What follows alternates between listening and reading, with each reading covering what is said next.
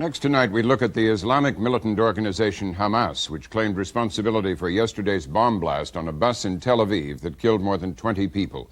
In Israel, there were many calls for a crackdown on Hamas. We start with a report from Israel from Gabi Rado of Independent Television News. The Israeli cabinet met this morning knowing that a clampdown in the Gaza Strip and the West Bank would hurt its new partners, the PLO, but with little alternative to taking tough measures. We have all the powers, the Prime Minister has all the powers, and I'm quite sure that the struggle against Hamas will be very effective. The only thing that we can do now is to go for closure of all the territories, means from Gaza and from the West Bank. Hamas released a video of a man assumed to be yesterday's suicide bomber. He said he was Saleh Abdel Rahim al-Suwi, aged 27, and threatened further attacks.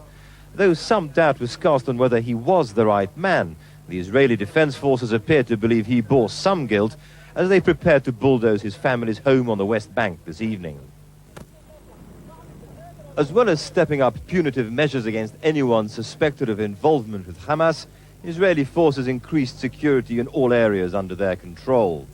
The now indefinite closure of the Palestinian heartlands will soon be accompanied by the most determined attempt yet to tear up Hamas from its home soil, root and branch. What the Israelis are going to do, I would expect, is to round up most of the Hamas leaders. These are the political leaders who are not underground. The Israelis know where they are. Many of these people will be detained. Hamas institutions will be closed down. That's the reason for the new legislation. They'll close down Hamas schools, clinics, all the places that the Hamas has been using because of the vast sums of money that it has been acquiring from Iran and other sources to gain a very strong political hold in the territories. These will all be smashed, broken down, and the Hamas as an alternative to the PLO will no longer be as attractive as it is today. But then the fact that Yasser Arafat, in a Gaza Strip refugee camp today, was quick to offer his condolences to the Israelis after the bus massacre must have dismayed a number of his own people. What's more, the blunt weapon of the Israeli crackdown will further undermine his shaky control of the Palestinian National Authority. I think that sealing the Palestinian territories is counterproductive. It is a collective punishment against the whole Palestinian people in these territories. I think it will increase the suffer of the Palestinians, and it directly will increase the pressure on the Palestinian National Authority. That's what the attackers in Tel Aviv wanted. This is one of their goals, and that's why I think that it's counterproductive. The Israeli government's argument is to stress, as it has done all through the latest Hamas terror campaign, that the PLO must police its own backyard. What acts against Palestinian interests right now is a continuation of terrorism. And I think there are ways and means that the Palestinian Authority has taken to put an end to it. I think it's very important for Palestinians to speak out against such violence. Yitzhak Rabin went on TV last night to prepare the country for the all-out assault on Hamas. Mr. Rabin needs a quick success in his crackdown against Hamas to be seen to be responding to the Israeli public's outrage at the bloodletting here yesterday. The problem with implementing harsher measures against Hamas is in the short term it'll play into the hands of the Islamic rejectionists, who will thrive in an atmosphere of repression and instability. Now, two analysts who've studied the Hamas movement. Khalid Duran is an associate scholar at the Council on International Relations Middle East Forum, that specializes in radical Islamic movements. Stephen Emerson is a journalist and author of a forthcoming book and documentary about the emergence of radical fundamentalist networks in the West. Mr. Emerson, what can the measures Israel is taking really do to Hamas? I think there'll be a certain amount of containment of Hamas by the closing of the territories and by the new inspections. But I think there's a limitation as to how far the Israelis can crack down. It requires the full cooperation of Yasser Arafat in the Gaza Strip, because that's where Hamas has its major central headquarters of operations. And more importantly, it's going to require the cooperation of the West and other countries where Hamas gets most of its millions of dollars annually to sustain its operations. Mr. Duran, what can these measures do to Hamas, do you think? Well, I think as long as the evil is not grabbed by its roots, nothing much can change. Hamas is supported by an international network of Islamist parties, called here usually Muslim fundamentalist. It has in the past received enormous financial support from Arab Gulf countries.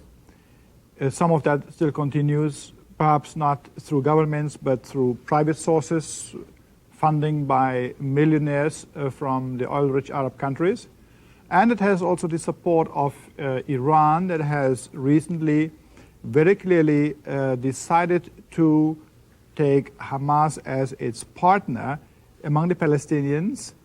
And only 2 days before this most tragic incident now happened, again restated its goal of seeing to it that the PLO will not achieve its goal and that it will be overtaken by the Islamist movement Hamas.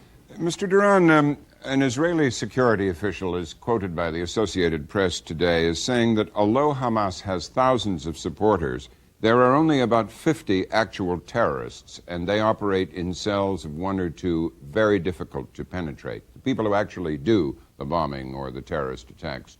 Would you agree with that? Well, I think there's certainly more than that. Moreover, you see, the important thing over here is the strategies and tactics have very well been outlined. We have them in writing. I mean, this incident that happened was to be foreseen because they have a literature where they say very clearly the only weapon that we have that's left to us that can really be effective is to use truck bombers and such suicide operations. Mm-hmm. And nothing else can help us. We have no other effective weapon, but we are going to use that. The same official, Mr. Emerson, said that most orders for action come from abroad, usually by fax from Britain or from the United States. What light can you throw on that? Well, in fact, in the investigation that I pursued, and in fact in some of the documents and videos that I've obtained, that statement by Israeli officials has been proven to be correct. I can tell you that there are places in the United States, very unsuspecting looking hideouts or safe houses, such as bakeries or gas stations or little mom and pop grocery stores, but in fact they're used as command centers where they actually issue instructions by fax or by telephone to carry out specific terror operations in the territories or in Israel. I've obtained a letter that actually shows that a certain grocery store in Illinois was used for several years, where Hamas commanders actually instructed who to kill, when to kill, and who to torture. And I think what's interesting, even in the beginning part of this segment, was there was a film of this young Hamas terrorist who made a video that he had filmed making a statement before he went on his operation. It's not known widely. In fact, I don't even know if the FBI knows it that extensively, but in fact, some of those films showing Hamas terrorists taking credit for operations are actually produced and released in the United States. Representative Charles Schumer, the New York Democrat, said today that the Justice Department should begin investigating Hamas activity in the United States. Professor Duran, how much U.S. funding is there? How is it raised? By whom? What organizations? Do you have a sense of that?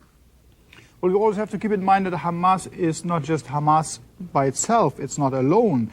Hamas is part of a worldwide movement, of a network of Islamist organizations. When I say Islamist, it's a clear distinction to Muslim. It's not the common Muslims in the United States. The vast majority does not support this fanaticism and this terrorism.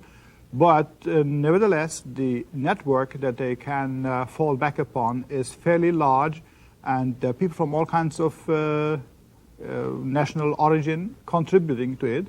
And you don't have just to look for Palestinians. I would not say that Hamas is a particularly genuine expression of Palestinian national aspirations. No, it is a movement that subscribes to a particular ideology that we find just as much in Afghanistan, among certain sections over there.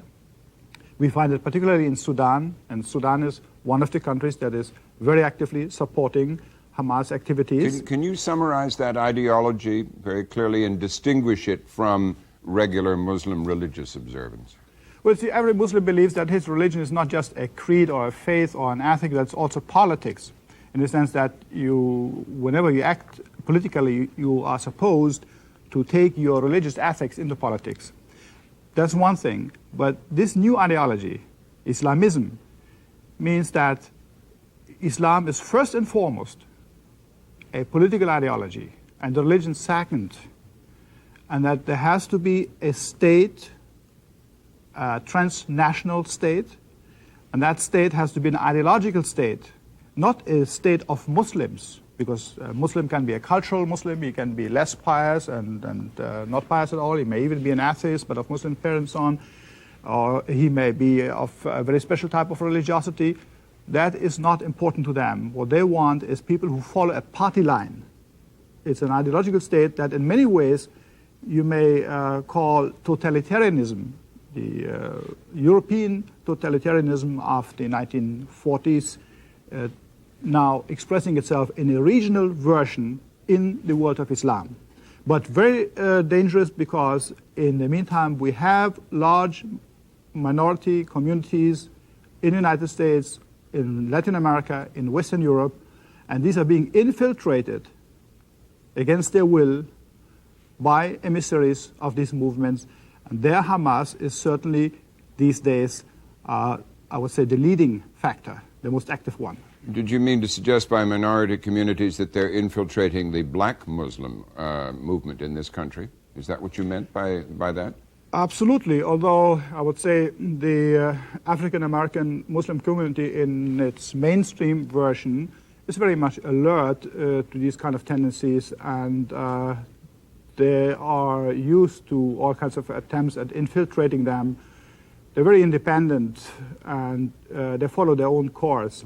But no doubt there are fringe groups that provide human material for terrorist actions. Mr. Emerson, do American supporters who may be raising money for Hamas, do they know what their money goes to, and do they approve? It's a good question. First of all, I'd like to reiterate one comment made by Khalid Duran, which is to say that the overwhelming majority of American Muslims do not support terrorism, don't support Hamas. It's only a fringe minority, but a fringe minority that could consist of 10, 15, 20, 50,000, even 100,000. As far as those that donate to actual Hamas charities, and I say Hamas charities because there's no charity, there's no organization that says we are Hamas. They go under different names, there are front groups. And those groups give money in turn to other charities on the West Bank and Gaza, the types of which the Israelis said they would close down. Many of the contributors openly give knowing that it's going to a larger Islamic radical movement. They don't know in particular that some of the money may be siphoned off for terrorist acts. But then again, the whole problem of defining Hamas is that it can't simply be defined as only a terrorist group. It is a large social religious phenomena, the expression of which is making itself felt throughout the world. Now, what can American authorities do about it? Congressman Schumer said they could be prosecuted under a new law, or investigated under a new law, which enables the government to prosecute anyone raising money for terrorist groups.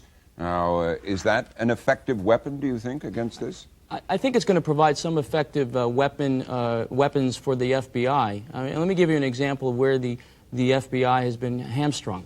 If the FBI finds out today that a known terrorist is coming into the United States and he's attending a certain conference, a radical Islamic conference, the FBI is not allowed to send anyone to do covert surveillance unless they have evidence ahead of time that an actual criminal conspiracy is being planned or an act of violence is being planned, even though they know that a major terrorist is there.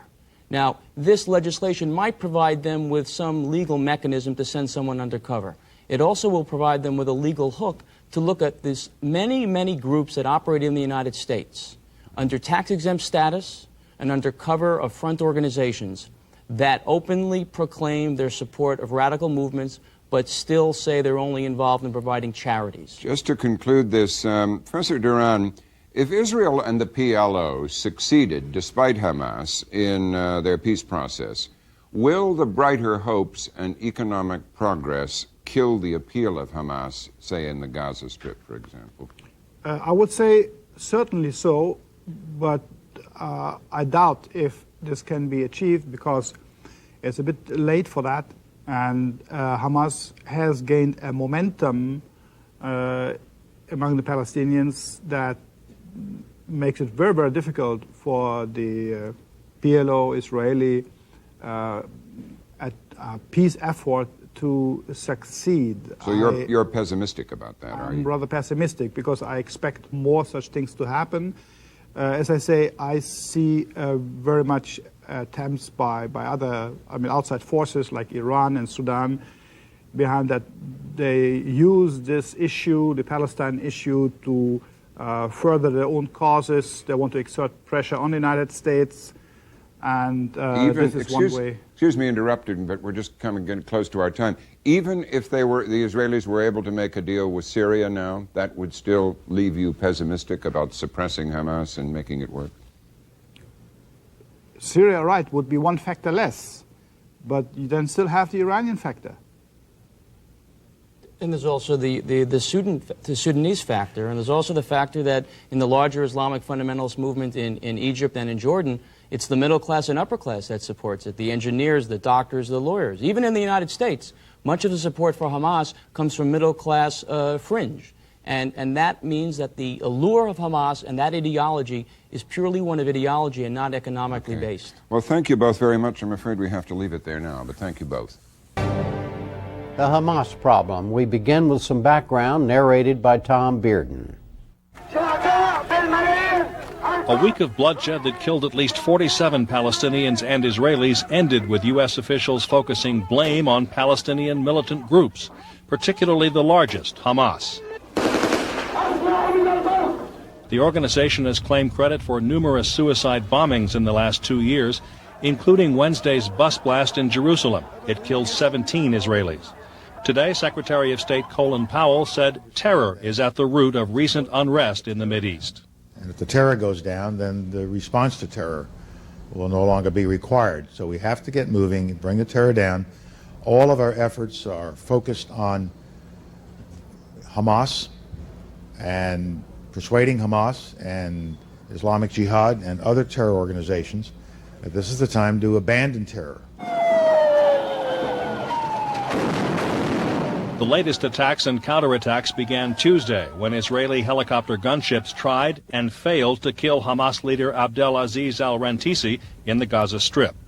The Israeli assassination attempt prompted rare criticism from the White House. Spokesman Ari Fleischer said the president was deeply troubled by the development. The president is concerned that this strike will undermine efforts by the Palestinian authorities and others to bring an end to terrorist attacks.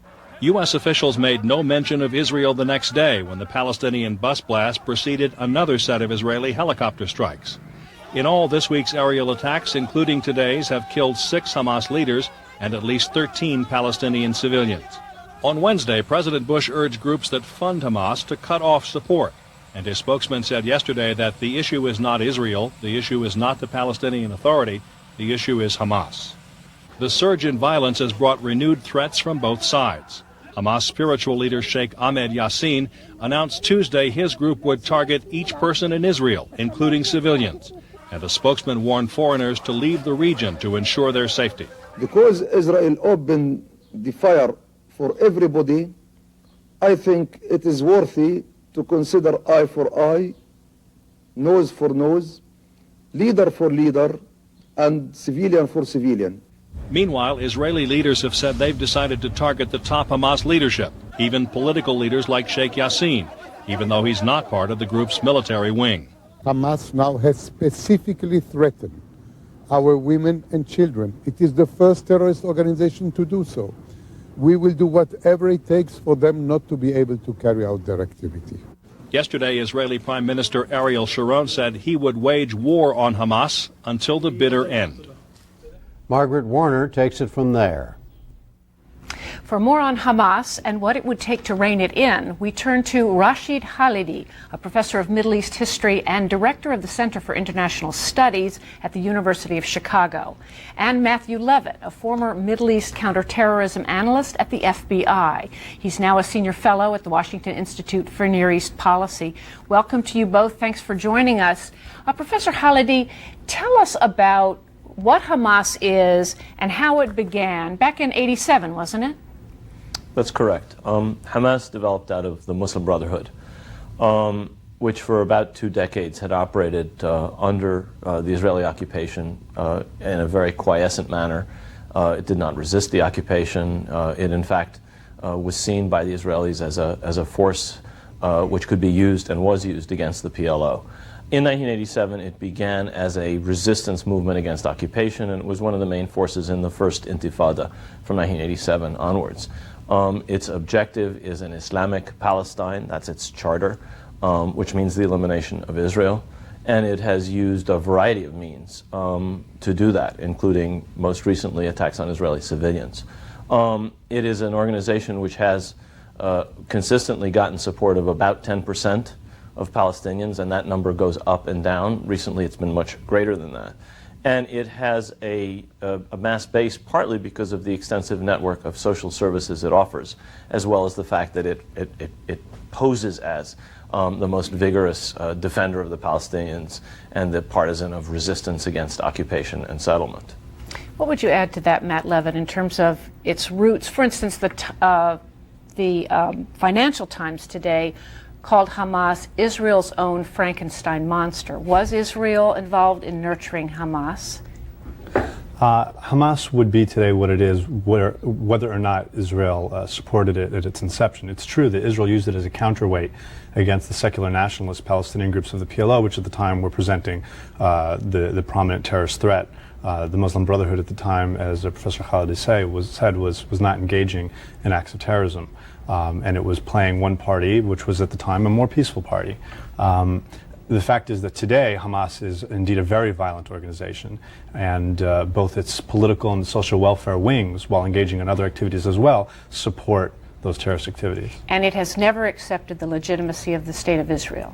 It has never accepted the legitimacy of the State of Israel, and it also has never accepted the legitimacy of any type of secular Palestinian state. So senior Palestinian officials have said to me many times, and I concur, that in the worldview of Hamas there is no room for any Israel, nor is there any room for any PA. Professor Khalidi, where does it get, as you pointed out, it also runs all these social services. That's pretty expensive, probably more expensive than terror. Where does it get the money for all of this? Well, Hamas draws on a vast network of Palestinian and non-Palestinian supporters in the Middle East and elsewhere. People who feel that there's no possibility of a political solution, or who are against a compromise solution, and who feel that these are the only people who are in the field answering tit for tat the kinds of horrors that are inflicted on the Palestinians by the occupation. So they have the support of people who have money in the Arab world and elsewhere, mainly among Palestinians, I would guess, but also others. And as you say, this is a very expensive operation, in particular their social welfare component, which is central to their appeal, given the destitution among Palestinians and given the very, very high number of casualties, for example, in the last 32 months, more than 25,000 wounded, more than 2,400 killed. In those circumstances, a movement which is not corrupt, a movement which is clearly working very hard for social welfare, is able to pick up a lot of support, and that does cost money. So, Matt Levitt, when President Bush calls on Arab states to cut off funding for Hamas and support, would that be effective? Would that really hobble Hamas? It would be extremely effective. It's not the only measure that has to be taken, but at the present moment is the most important. Hamas's social welfare activities do in fact take up the vast majority of its expenses, but those social welfare institutions also provide key logistical support for Hamas's terrorist activity. For example, the FBI has demonstrated that many of the charity committees, the Zakat committees in the West Bank, are led by known Hamas members of the Hamas military wing. Therefore, the shutting off of the funds will make it much more difficult for them to carry out their attacks. Additionally, when Hamas funds the families of widows and orphans, for example, it earmarks those funds primarily for families of suicide bombers, not only, but primarily. And the lists of donors from charities that have been associated with Hamas bear that out. The fact is that the idea that there's a distinction, that there's a disconnect between the social welfare and the military wings, for example, of Hamas is sophistry, as David Aufhauser of the National Security Council's Working Group on Counterterrorism Financing put it recently. Professor Khalidi, as is obvious from what the President and what Ari Fleischer and Secretary of Powell have said in the last few days, the U.S. seems now quite focused on trying to find a way to sideline Hamas so that they can get the Israelis and the Palestinian Authority at work on the roadmap. Powell said today, we are working hard or something to persuade Hamas that it's time to abandon terror. Is Hamas open to persuasion or negotiation if in fact their aim is as absolute as you both have described it? Well, I think there are two important things to say here. The first is that their stated aims are completely uncompromising. But there have been a number of times in the past when it's clear that there were deep, profound differences between different wings and different leaders and different trends within Hamas over whether to come to terms with the PA and indeed even whether to come to terms with Israel, at least in the short term. Secondly, what is really crucial is that there is no military means of dealing with Hamas. Israel has been dealing militarily with this kind of issue, not just Hamas, for a very long time. Certainly for the past 32 months, there has been very little restraint shown on the Israeli side, and it has clearly not worked. The approach that the PA was trying, which was to try and at least win over those elements in Hamas who would be willing to come to terms, may or may not work. I'm not entirely sure that there's a possibility of entirely isolating those people who will not stop fighting. But to focus solely on Hamas and to ignore the fact that the Israeli army, during a time when the PA was trying to come to terms with Hamas, killed 19 Palestinians. This is over the past 2.5 weeks, including 2 leaders of Hamas in Tulkarem 6 or 7 days ago, a leader of Islamic Jihad in the northern part of the West Bank about 10 days ago, is to act as if this is a war with only one party fighting.